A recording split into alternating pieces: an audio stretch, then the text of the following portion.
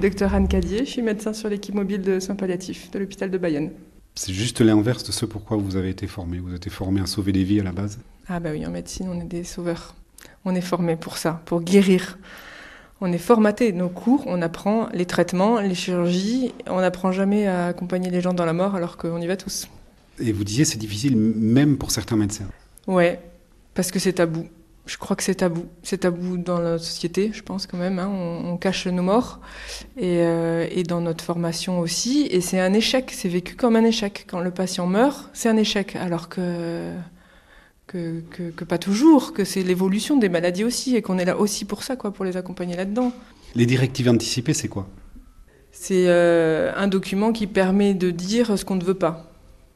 Pas d'acharnement thérapeutique, ça a l'air très simple, pas d'acharnement thérapeutique, je veux pas que vous me réanimiez, je veux pas être sous respiration artificielle.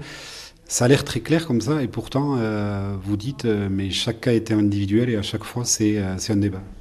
Oui, ça a l'air très clair sur le papier mais je pense que ça l'est surtout pas, surtout quand on n'est pas malade.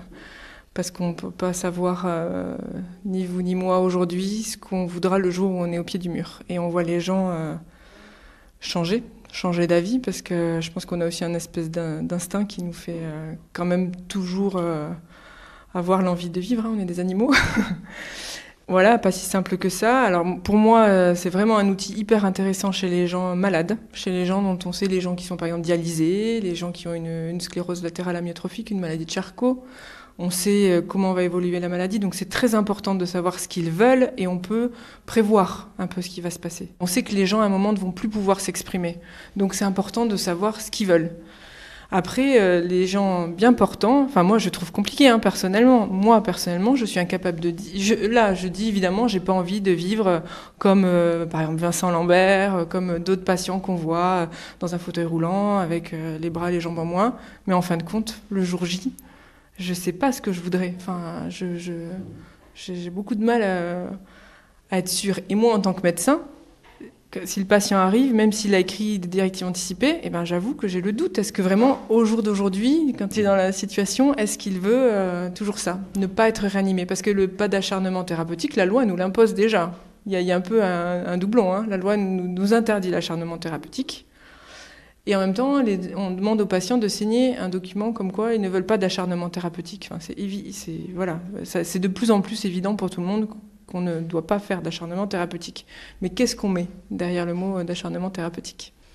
Vous avez des patients qui tiennent un discours devant leurs conjoints, devant les enfants, et qui en tiennent un totalement différent quand ils sont tout seuls avec vous ? Oui, très souvent. Les gens, ils protègent leur entourage. Donc ça va dans les deux sens. Enfin, ça va dans les deux sens. Oui, dans le sens où ils vont nous dire à nous, c'est souvent ça, j'en peux plus. Et puis devant les proches, ça va. Donc là, parfois c'est difficile parce que du coup, on va dans le sens du patient, on essaye d'aller dans le sens du patient, mais il y a une incompréhension de la famille. Qu'est-ce qui fait ou comment on fait à un moment pour prendre la décision, pour dire j'arrête, soit j'arrête, soit je fais la piqûre qui, je sais ça va mener un calmant, mais je sais que ça va aussi conduire à la mort. Alors déjà, quand le patient peut le dire, il faut toujours se centrer sur lui et pas choisir pour lui. C'est primordial. Combien de fois on voit des médecins qui vont demander à la famille ce que veut le patient alors que le patient est capable de dire. Donc il ne faut jamais oublier que tant que le patient peut l'exprimer, c'est à lui de le dire. Et quand il ne peut pas l'exprimer, pour moi, la solution, le meilleur moyen, c'est la collégialité. C'est pas rester seul. C'est discuter, prendre son temps, parce que ce n'est pas des discussions à la légère, et être plusieurs. Partager les décisions, partager les responsabilités. Sinon, ce n'est pas possible.